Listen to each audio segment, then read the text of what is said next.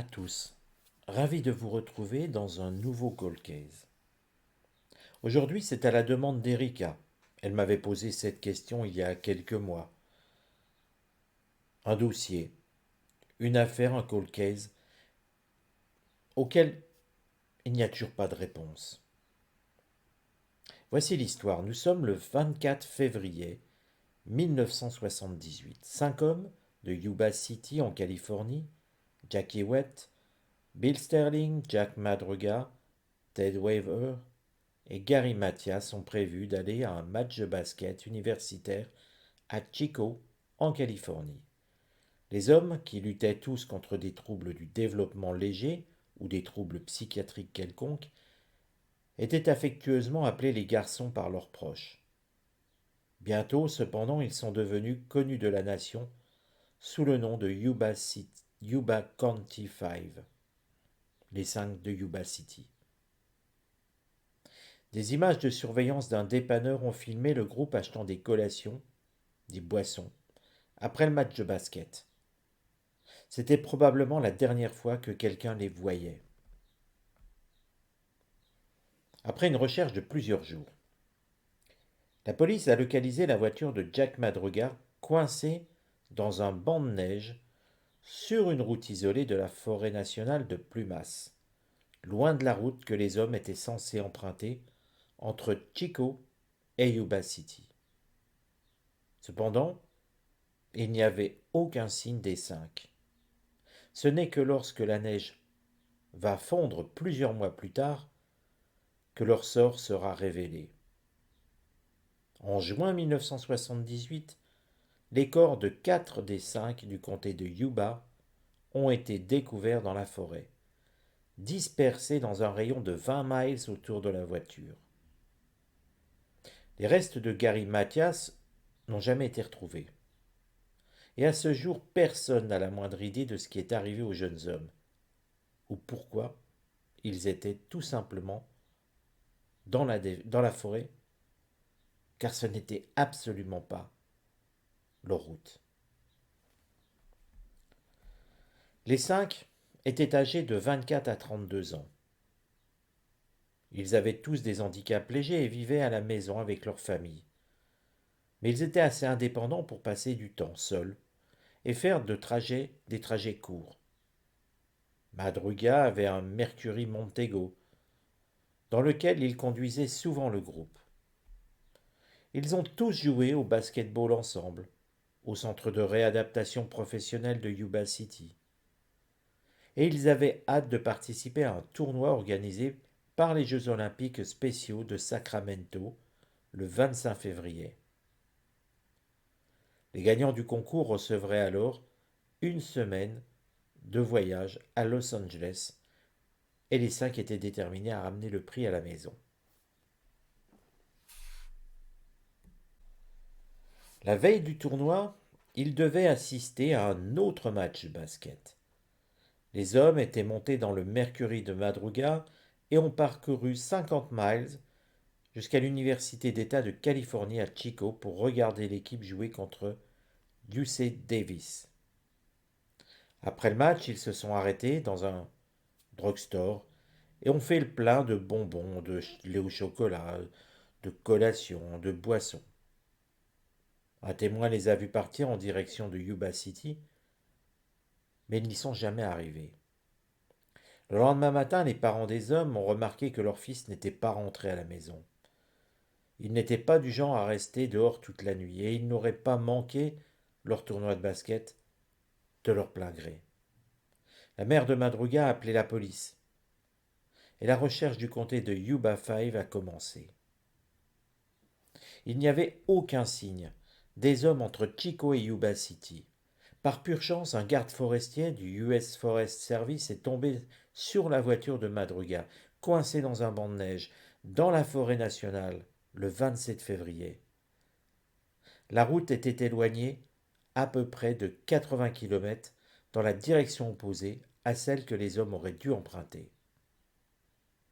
Outre la voiture, il n'y avait aucune preuve que les hommes aient été dans la région. Il ne semblait même pas qu'ils aient essayé de déplacer le véhicule.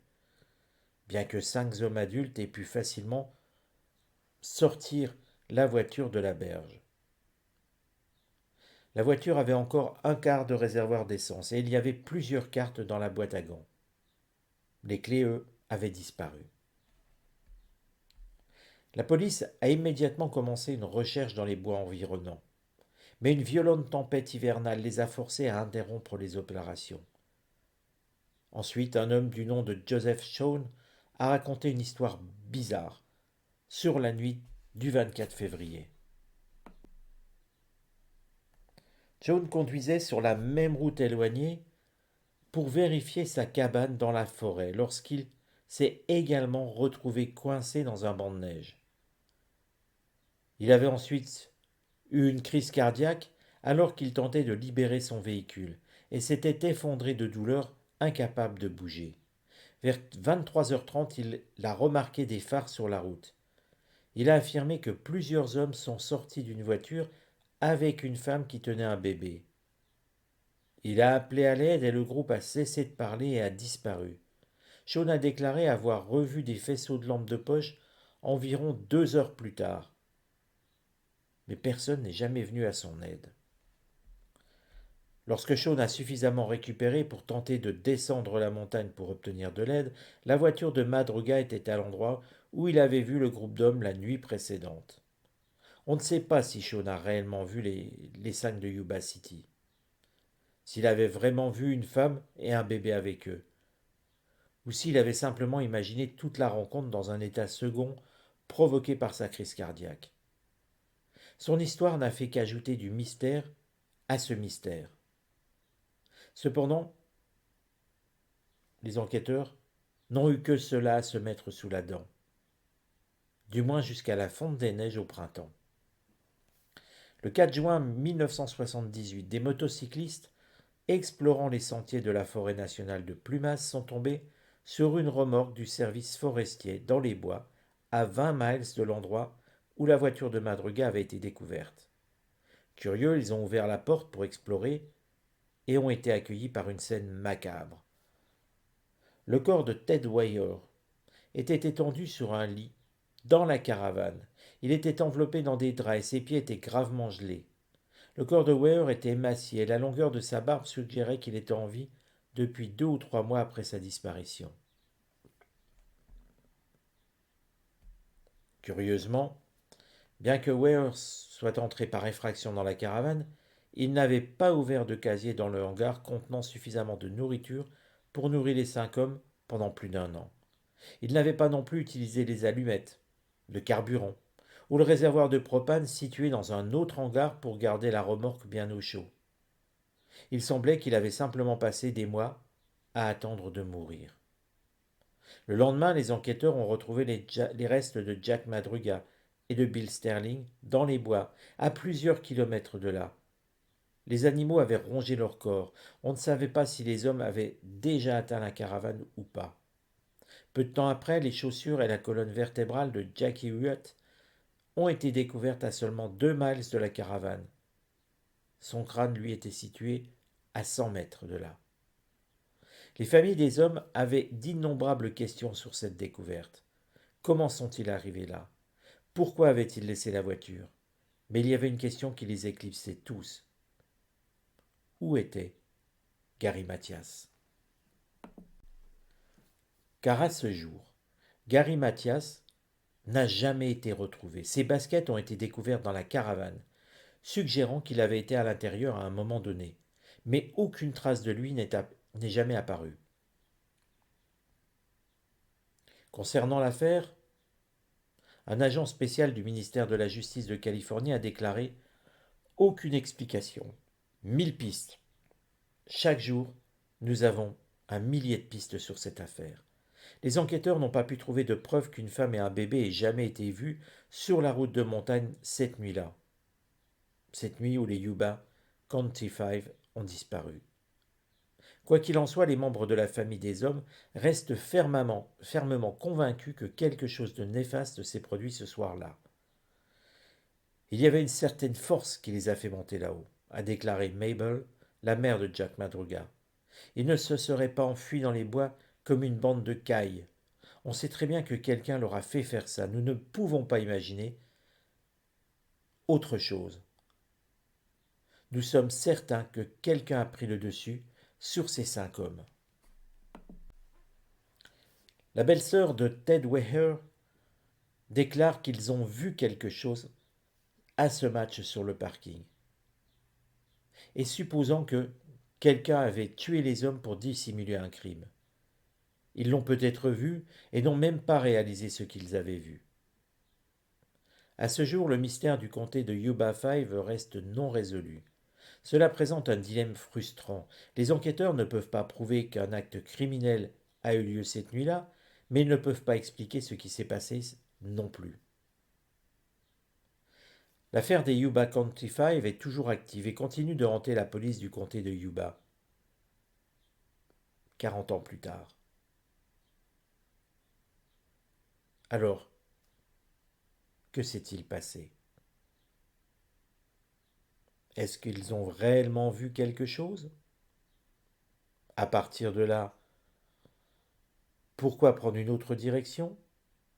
À moins que ça ne soit pas eux qui conduisent. Qu'a pu donc voir cette nuit-là la victime de la crise cardiaque? Des torches? Pourquoi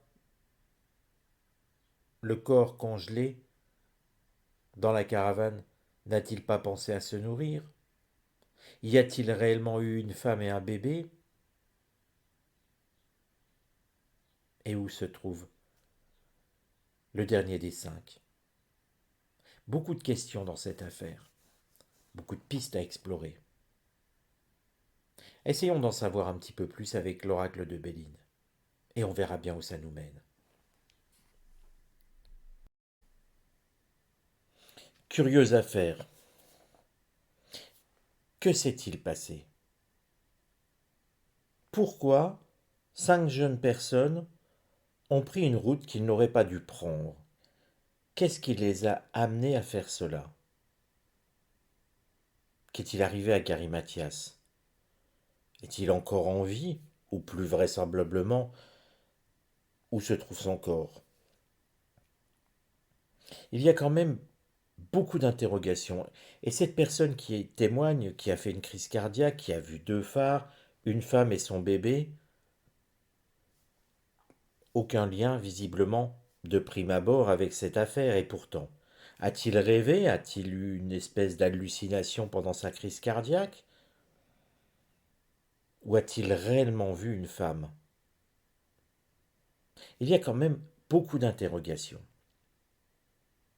Ce que je vous propose, c'est de poser la question à l'oracle de Béline et de voir déjà que s'est-il passé avant avant la prise, avant d'être remonté dans la voiture et de prendre la mauvaise route. Peut-être l'ont-ils fait sous contrainte. Peut-être se sont-ils enfuis précipitamment. Peut-être se sont-ils simplement trompés de route. C'est étonnant. Mais l'affaire est tellement curieuse. Je vous rappelle que nous sommes le 24 février 1978.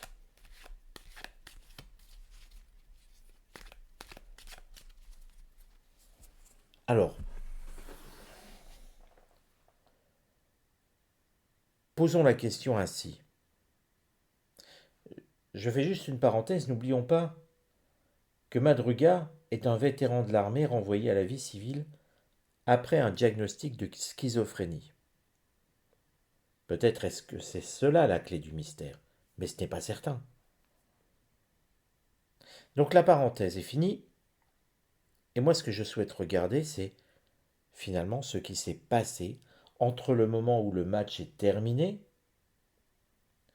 et le moment où il remonte dans la voiture. Comment ont évolué ces 5 hommes, les amis de Gary Mathias et Gary Mathias lui-même, entre le moment où ils sortent du match et au moment où ils remontent dans la voiture.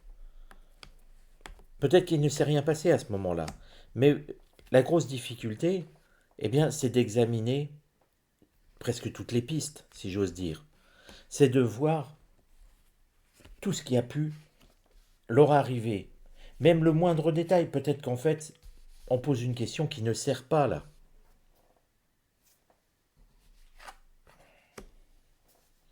Nous avons une carte saturnienne. C'est la carte de la ruine, ce qui nous montre une dégradation entre le moment où ils sortent du match et le moment où ils remontent dans la voiture. Nous sommes sur une base solide, mais la tête se dégrade. Alors forcément, on fait un parallèle avec Madruga, le schizophrène. On peut y penser. Mais n'oublions pas qu'ils sont tous des handicapés. Légers, certes, mais tout de même. Est-ce que c'est ça que l'oracle cherche à nous dire en nous montrant des corps solides, mais des gens qui peuvent un petit peu perdre la tête? C'est le cas de cette tour si on regarde. Et la carte saturnienne montre que l'état se dégrade au fil du temps. Entre la sortie du stade, la remontée dans la voiture, et ce qui augure que jusqu'à finalement leur fin, leur trépas, ils pourraient se dégrader ainsi. C'est une hypothèse, en tout cas c'est ce que l'oracle semble nous donner comme information. On va regarder le reste du tirage.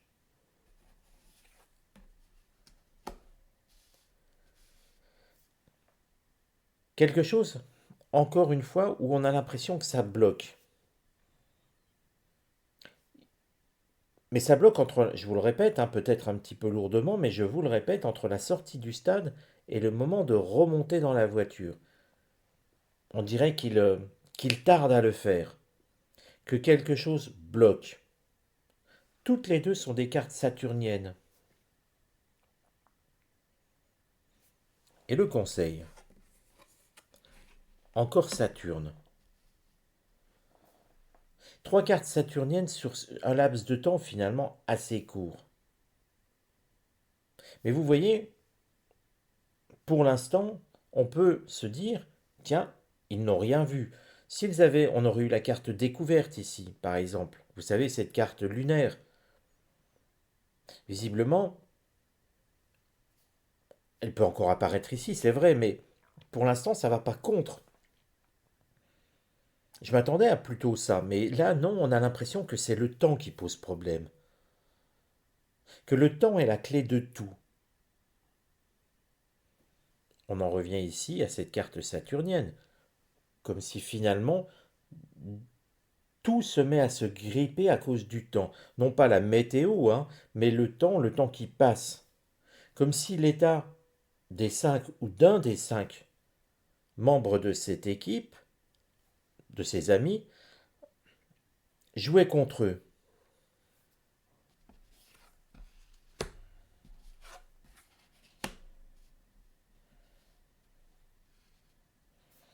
Quand on regarde les cartes, ici on parle de naissance, on parle de renaissance, de quelque chose qui se met à se créer. Et ici, nous sommes sur des émotions. Inconstance nous montre que quelque chose n'est pas constant, si vous voulez. C'est le principe de l'inconstance, hein. On dirait une déstabilisation. Alors quand vous regardez l'ensemble du tirage, à aucun moment on nous montre qu'ils ont vu quelque chose qu'ils n'auraient pas dû voir. Mais à aucun moment. Par contre, l'oracle semble nous diriger vers quelque chose qui ressemble plus à une modification de leur état. Et que quelque chose, on dirait qu'une personnalité nouvelle prend le dessus. À cause de cette carte, nativité. C'est extrêmement curieux parce que on peut écarter l'histoire d'un enfant. Il n'y en a pas un qui est porté un enfant. Vous voyez, ils ne sont pas. Il n'y en a pas un qui est enceinte, ce sont des hommes.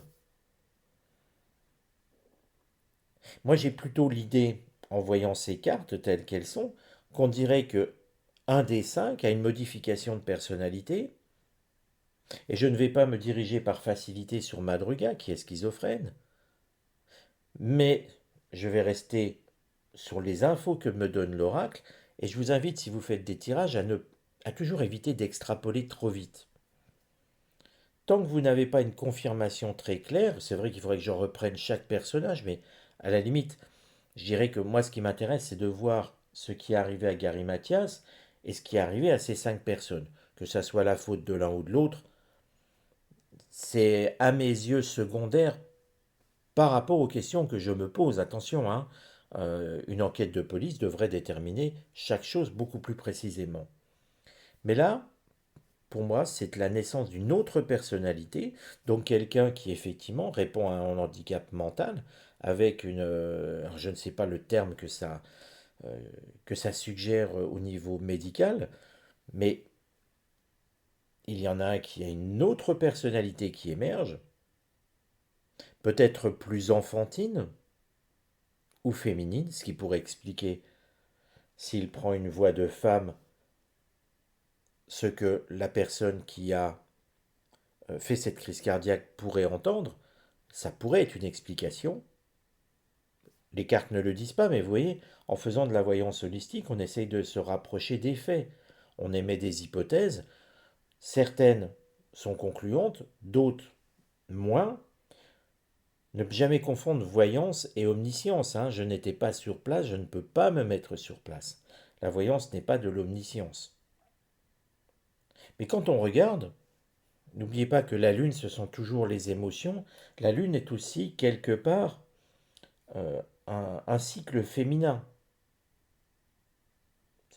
C'est ainsi dans l'oracle de Béline. Donc quand on regarde, le temps va contre, il aurait fallu s'accrocher, mais c'est difficile. Vu leur état mental, c'est peut-être difficile. Mais ce qu'on retient dans ces 3 cartes qui sont ce qui se déroule, eh bien on voit que au fil du temps, il y en a un qui, je vais le dire vulgairement, qui pète les plombs,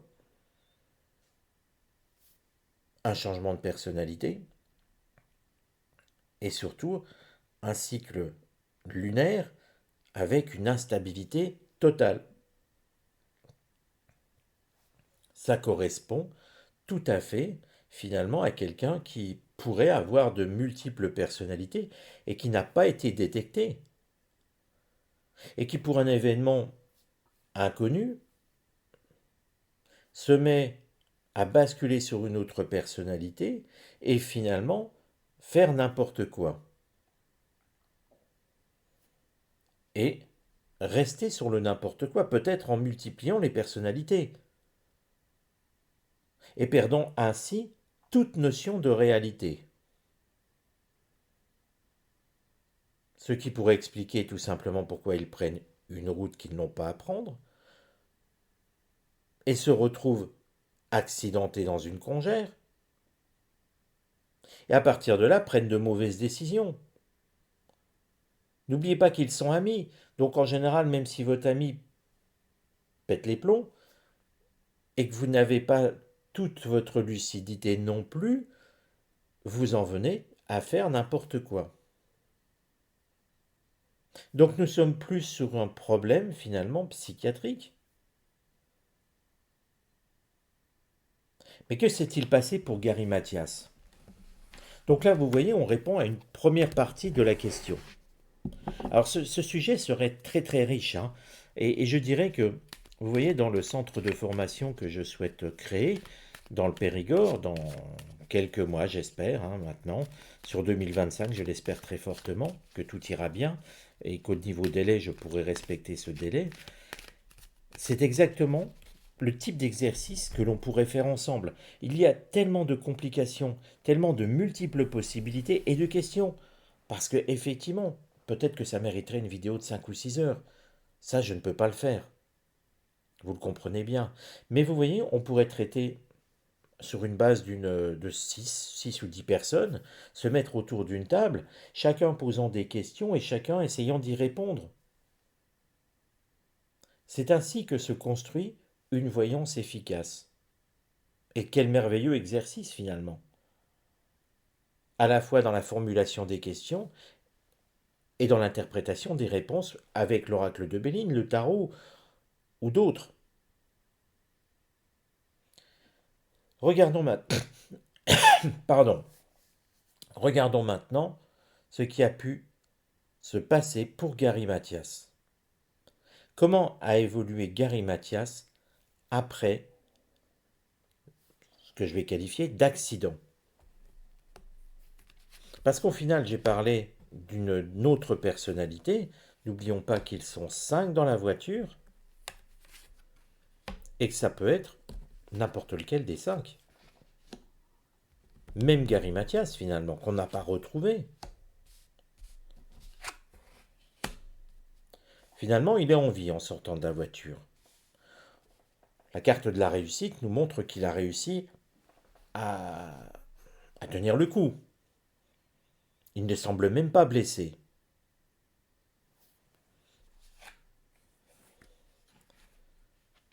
Mais la carte nous dit qu'il semble aussi faire un peu n'importe quoi. Non pas par instabilité, mais être désorienté. La carte hasard, c'est l'idée de se laisser aller un petit peu n'importe où. Sauf que là, il est en opposition. Donc, c'est ce qui pêche pour lui. Et la carte jupitérienne, Jupiter, c'est l'expansion, ça veut dire que c'est un état qui a continué chez lui à errer ainsi.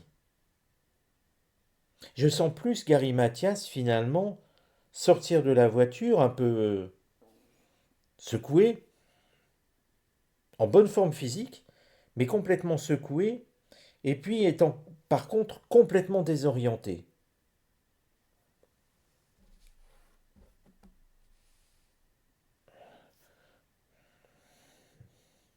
Le conseil de la table, on le sent presque au fil du temps, ne pas s'hydrater. La table, c'est se mettre autour d'une table, c'est l'idée première de la carte, et de boire un verre, de manger ensemble. On peut dire qu'au fil du temps, parce que là c'est ce qui est arrivé après, donc ça ne donne pas de laps de temps, hein, Gary Mathias a oublié finalement de s'hydrater, de se nourrir. Alors je dis à oublier, peut-être ne pouvait-il tout simplement pas.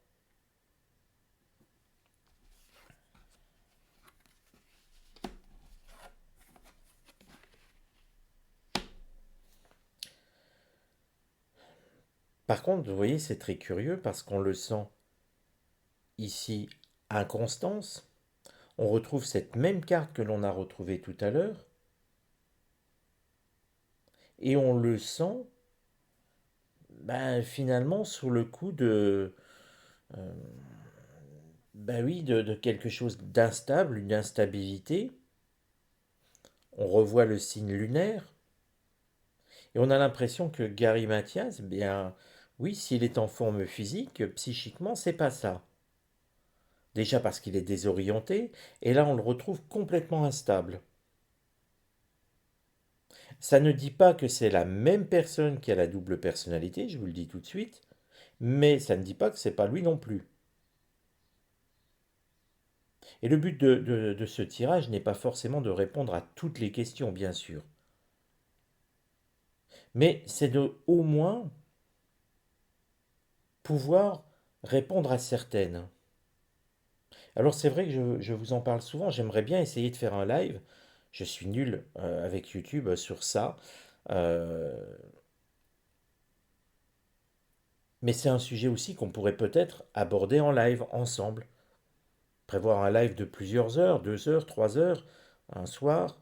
Il faut vraiment que je me mette là-dessus. Si quelqu'un m'entend et qui a des connaissances pour faire un live, je serais vraiment très intéressé qu'il me guide un petit peu là-dessus parce que bien sûr, on se donnerait rendez-vous hein, et on sacrifierait une soirée, enfin sacrifier. Non, on créerait une soirée spéciale live sur YouTube où on pourrait justement faire des choses, je pense, très intéressantes. Il y a beaucoup de projets, mais c'est le temps qui me manque.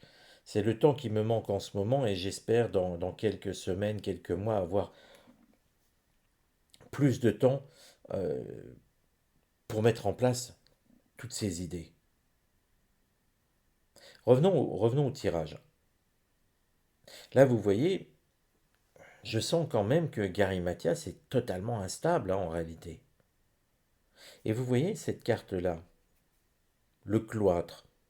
On a l'impression que il est enfermé, volontairement ou involontairement, mais je dirais plutôt presque volontairement. On ne voit pas d'agressivité, on ne sent pas de signes martiens, pas de contrainte finalement, comme s'il s'était réfugié lui-même dans un endroit pour se protéger. De quoi? De lui-même peut-être, de ses visions. Et sur le temps, n'oubliez pas qu'il oublie de se nourrir et de s'hydrater. Mais vous voyez que à aucun moment, pour ces cinq amis, on ne voit quelque chose d'agressif. À aucun moment, on ne voit quoi que ce soit qui montre une intervention extérieure. Il n'y a pas de menace sur eux, il n'y a pas d'autres personnes. Mais pour moi, toute cette situation est due à un problème mental de l'un des protagonistes. Il semble que ça nous dirige quand même vers Gary Mathias. Il semble que ça soit lui qui soit, euh, entre guillemets, possédé par une autre personnalité. N'y voyez pas le diable, hein, c'est simplement un cas psychiatrique. Gary Mathias était-il finalement quelqu'un qui avait de multiples personnalités? C'est ce que semblerait nous guider vers l'oracle. J'en ne suis pas sûr à 100%, hein, je préfère vous le dire. Mais une chose est sûre, c'est qu'il y en a un des cinq personnages qui a ce problème d'avoir de multiples personnalités. Donc voilà un petit peu les données. Où se trouve maintenant le corps de Gary Mathias finalement? Parce qu'il s'est enfermé. Mais comment on pourrait le localiser si nous allions sur place? Vous voyez, c'est un petit peu la question. Qu'y a-t-il autour de Gary Mathias de remarquable? Quelque chose que l'on peut voir assez facilement.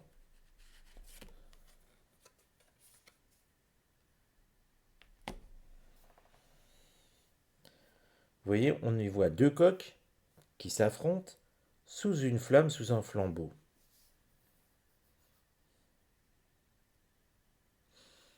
Il y a quelque chose en rapport avec une forme, en réalité.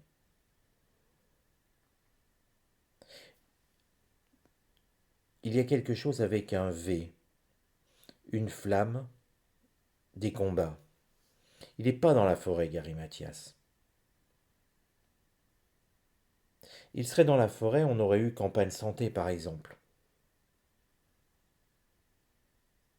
J'ai plutôt l'impression, parce qu'il s'est enfermé, ne l'oubliez pas, avec juste la carte précédente, qui est ici, il a pu s'enfermer. Il a trouvé un bâtiment ou des bâtiments ou quelque chose d'abandonné. Et visuellement, si nous étions dans ce secteur, ah bien sûr il faut le trouver, mais il était à pied, ne l'oubliez pas non plus. Donc, dans un rayon de 30 à 50 km, pas au-delà. Alors je sais bien, c'est énorme, hein, déjà. Mais vous voyez, il y aurait quelque chose de remarquable, quelque chose où un habitant de la région pourrait vraisemblablement comprendre où il est. Un V, une flamme, et quelque chose qui est en rapport avec des combats. Est-ce qu'on n'est tout simplement pas en train de nous dire que dans cet endroit-là, il y a eu des combats de coqs, comme ça se fait, c'est vrai au Mexique, mais ça peut se faire partout? Ou est-ce que c'est des combats de chiens? Mais en tout cas, pour moi, il y a eu des combats d'animaux à cet endroit-là. Forcément, les combats d'animaux sont clandestins. Mais je pense sincèrement que la solution du corps de Gary Mathias se trouve à cet endroit-là. Eh bien, voilà les amis. Je J'arrête le tirage pour ce soir. Donc si quelqu'un peut m'aider pour les lives, je serais heureux d'en faire un eh bien, dès que ça m'est possible.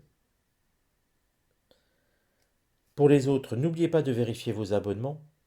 YouTube a en ce moment la tendance à désabonner chacun. Pour les nouveaux, n'hésitez pas à vous abonner, vous êtes les bienvenus. Si vous avez des demandes de sujets, n'hésitez pas à m'écrire sur uthervoyant@gmail.com, des demandes de voyance pour vous.